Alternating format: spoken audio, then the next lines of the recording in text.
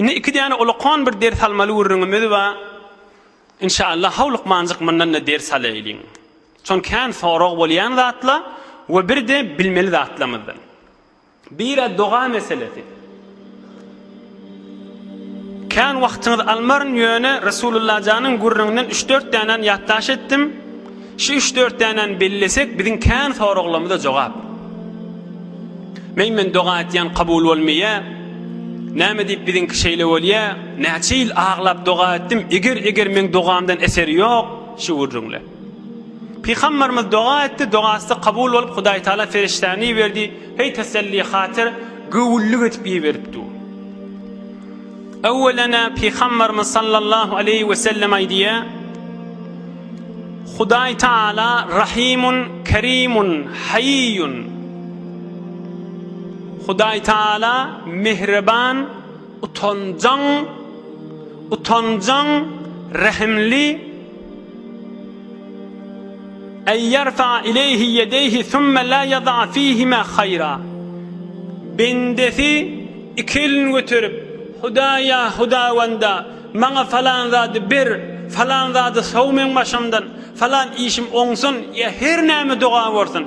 İkilin götürüp can Hudaý diýip duqa, Hudaý aýdypdyr men utanýan diýipdir. Bennemiş ikilin götürüp menden şeýtdirip dilawatiqa, ikilin boş bermäge men utanýan diýipdir Hudaý Taala. Resulullah aýdym dedi.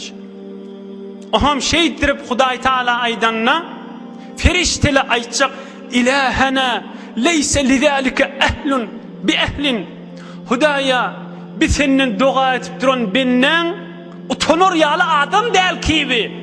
Bir günahkar adam diýip ferişteler aýtjak diýe. Ulaqan kepa.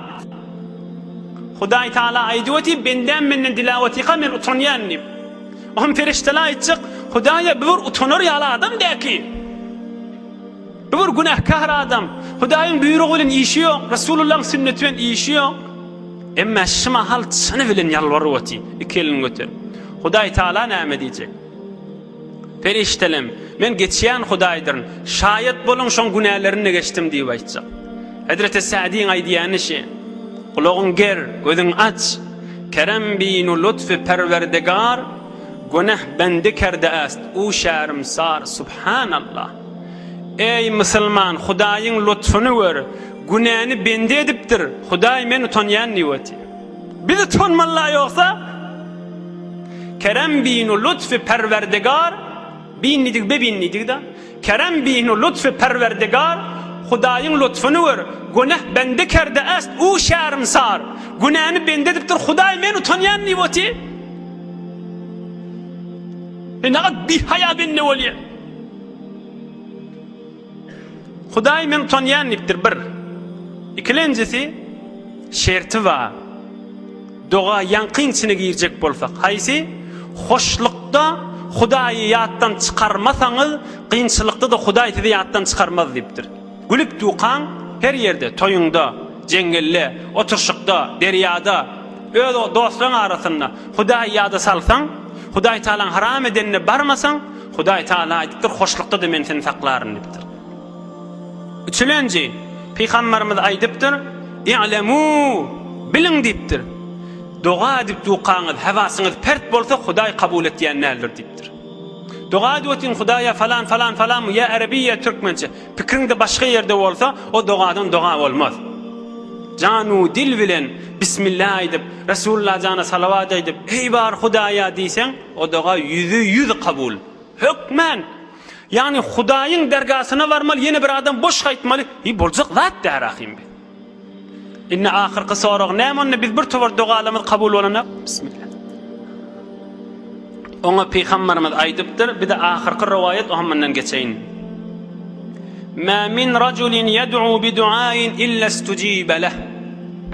Peygamberimiz aýdypdyr, her kim dua etse, hükmen duasy kabul edipdir.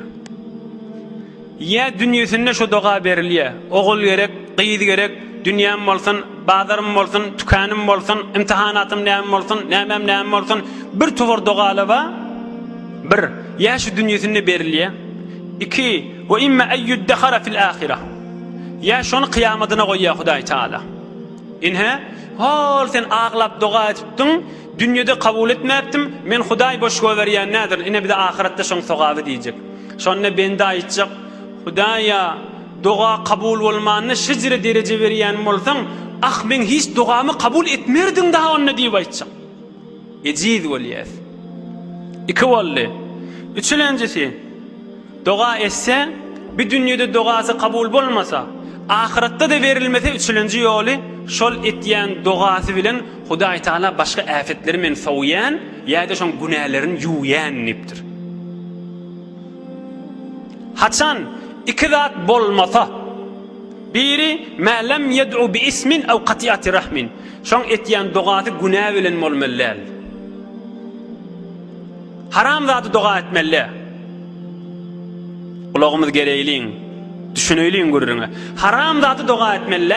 Ya falan doğanın men kepleşmeyin. Falani neyem olsun ip doğan arınlaşından çüreyim. Ağrı kesilmeden çüreyim doğa etse, men onun dünyasında da kabul etmerin, ahiretinde çüreyim de kabul etmerin, onun menen günahsında yumarın iptir Hudaý Taala. Ya da yeni bir zat etse, dünyası da yok, ahireti de yok dogasından. O da näme? Ew yestacil, yaqul da'awtu rabbi famastejaba li. Rawahu Tirmizi. Ya da ay poy men doga etdim, Hudaý men dogany kabul etmedi diýse, on dünyasında da kabul etmerin, kıyamatda da sogaby yok, hiç tatlyuňdan çykmaýar ol adamyň dipdir. Biz doga etmeli, ey ahi, lastaz du'a kardan madar. Ba icabet ya reddi u yetçekar. Ay diline dönün Mevlana'nın. Sen vazifen doğa etmek, Hudaý halasa kabul eder, halasa etmer sana näme dipdir. Ey ahi, destez dua kardan madar. Sen zol yarvardadır dipdir. Ba icabet ya reddi u yetçekar. Hudaý özü biler dipdir, kabul eder etmez. Hulasa ya dünýäňde ya ahiretinde bize berjek dipdir. Haçan berse şonda bersin, Allahu ekber dipdir.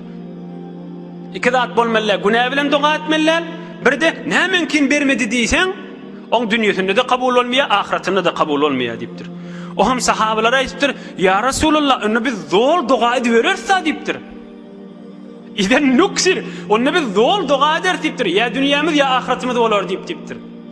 Hudaý Taala zor diläberersa dipdir. Rasulullah näme dipdir? Siz diläberseňiz Hudaý da bereberer dipdir. Hudaý Taala bahillal dipdir. Fallahu Taala ekser we atyab. Hudaý Taala dileşiňizden gowragyny berer, kärrägini berer dipdir. Rasulullah janyň sözü. Ine doğa barada kamil wurrunşy var.